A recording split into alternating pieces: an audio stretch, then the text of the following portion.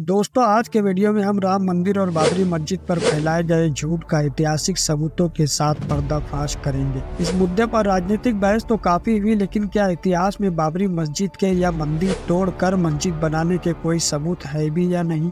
क्या मुगल बादशाह बाबर ने अयोध्या में मंदिर तोड़कर मस्जिद बनाया था? बाबरी मस्जिद परिसर में की गई आर्कियोलॉजिकल एक्सकवेशन क्या कहती है? क्या बाबरी मस्जिद के नीचे मंदिर ही मिला था? इन सारे सवालों के जवाब इस वीडियो में आपको मिलने वाले हैं, इसलिए वीडियो को पूरा वॉच करना और पसंद आए तो लाइक जरूर कीजिएगा। जब हम इतिहास के पन्नों को पढ़ते हैं तो हमारे पास ऐसा कोई ऐतिहासिक सबूत मौजूद नहीं है कि बाबर ने अयोध्या में कोई मस्जिद बनवाया था। मुगल बादशाह बाबर अपनी जिंदगी का एक रोजनामा लिखा करते थे, यानी कि एक डायरी जो उन्होंने अपनी भाषा चागताई तुर्की में लिखी थी। इसे तुज़की बाबरी के नाम से भी जाना जाता था। इसके बाद मुगल बादशाह बाबर के पोते अकबर ने इस किताब को फारसी में ट्रांसलेट करवाया, जिसे आज हम बाबरनामा के नाम से जानते हैं।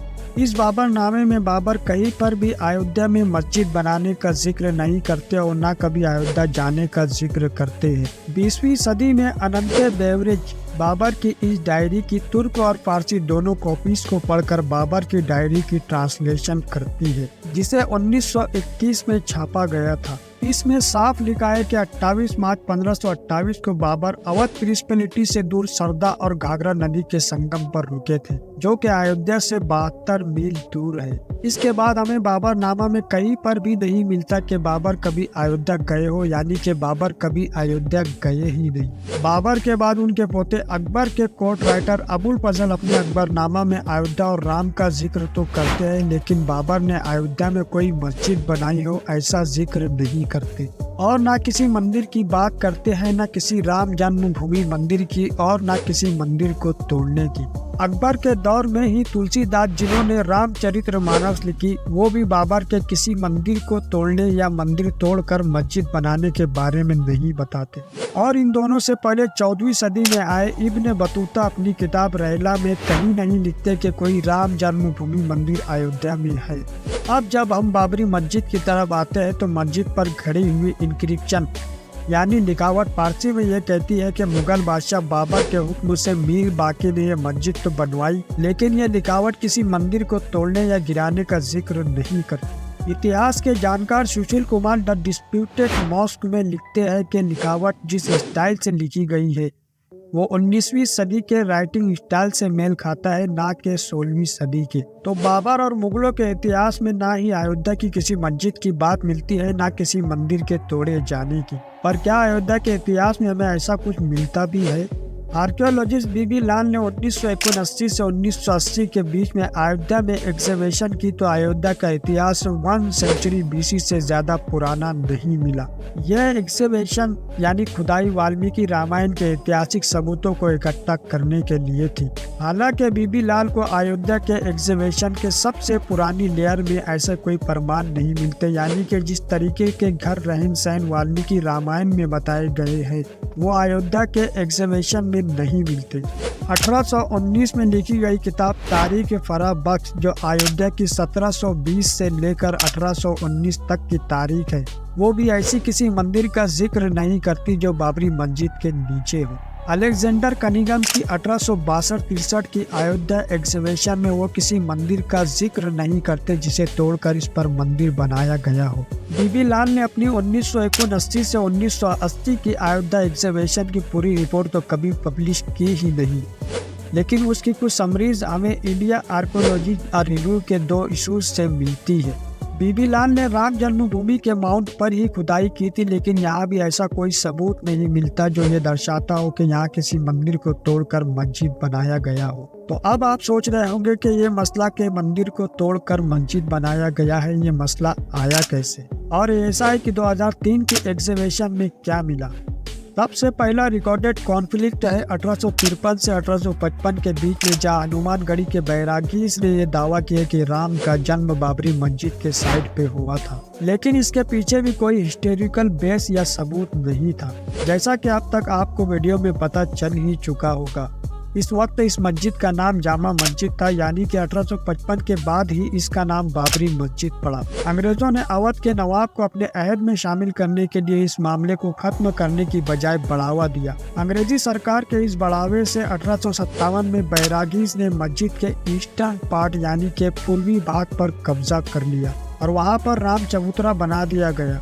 इसी साल मौलवी मोहम्मद असगर, जो बाबरी मस्जिद के मौजिन यानी मस्जिद में अजान देने वाले थे, मस्जिद के कब्जे के खिलाफ उन्होंने एक पिटीशन डाला। इसके बाद अंग्रेजी सरकार ने 1859 में बाबरी मस्जिद में एक दीवार बनाई और मस्जिद के 2 भाग कर दिए, एक हिस्सा हिंदुओं के लिए और दूसरा मुसलमानों के लिए। इसके बाद 1860, 1877, 1883, 1884 में अंग्रेजी सरकार को मस्जिद पर पूरा कब्जा करने के लिए पिटीशन डाली गई, लेकिन वो सारी रिजेक्ट हुई। 1885 के पिटीशन में महंत रघुवीर दास ने मंदिर निर्माण की परमिशन मांगी, लेकिन इस पिटीशन में भी ऐसा कोई जिक्र नहीं था कि बाबरी मस्जिद के नीचे ही राम मंदिर है। इस पिटीशन को भी 1886 में खारिज कर दिया गया। तो पता यह चला कि 1886 तक भी बाबरी मस्जिद के नीचे राम मंदिर है, इसका कोई ऐतिहासिक सबूत नहीं था, यहाँ तक के जिक्र तक नहीं था। ये जिक्र 1870 से 1923 ईस्वी के बीच अंग्रेजी गैजेट्स में ही है और इसका भी कोई ऐतिहासिक प्रमाण नहीं था।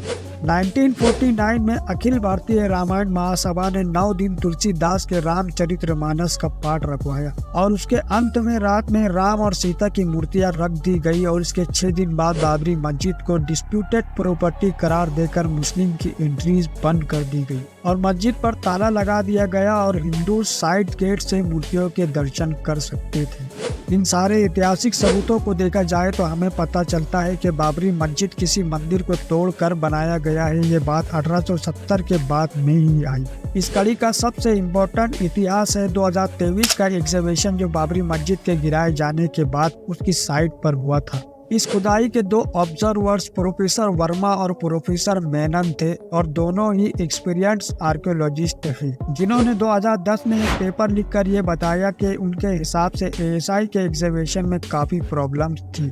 उनके हिसाब से एग्जीबिशन में कई पिलर बेसिस क्रिएट किए गए, यानी कि एग्जीबिशन से बनाए गए पहले के नहीं मिले। उनके हिसाब से उन्हें बाबरी मस्जिद के नीचे मस्जिद ही मिली, जो 12वीं से 13वीं सदी की बनी हुई थी। इस केस की सबसे आखिरी और इम्पोर्टेंट कड़ी 2019 के सुप्रीम कोर्ट के फैसले से निकलती है, जहां सुप्रीम कोर्ट के जजमेंट के पेज नंबर 906 और 907 में ये साफ लिखा हुआ है कि एएसआई की रिपोर्ट से हरगिज ये बात साबित नहीं होती कि मस्जिद के नीचे मिले स्ट्रक्चर को बाबरी मस्जिद बनाने के लिए ही तोड़ा गया था और न उस स्ट्रक्चर को बाबरी मस्जिद बनाने के लिए इस्तेमाल किया गया है। आखिर में बाबरी मस्जिद के नीचे मिले स्ट्रक्चर की किस वजह से डिस्ट्रक्शन हुई, इसका कोई सबूत एएसआई की रिपोर्ट नहीं देती और न ही इस बात का सबूत देती है कि बाबरी मस्जिद को बनाने के लिए उसके नीचे मिले स्ट्रक्चर को तोड़ा गया हो। यानी सुप्रीम कोर्ट का जजमेंट भी यही कहता है कि बाबरी मस्जिद को किसी मंदिर को तोड़कर बनाया गया है। इस बात का कोई सबूत है ही नहीं।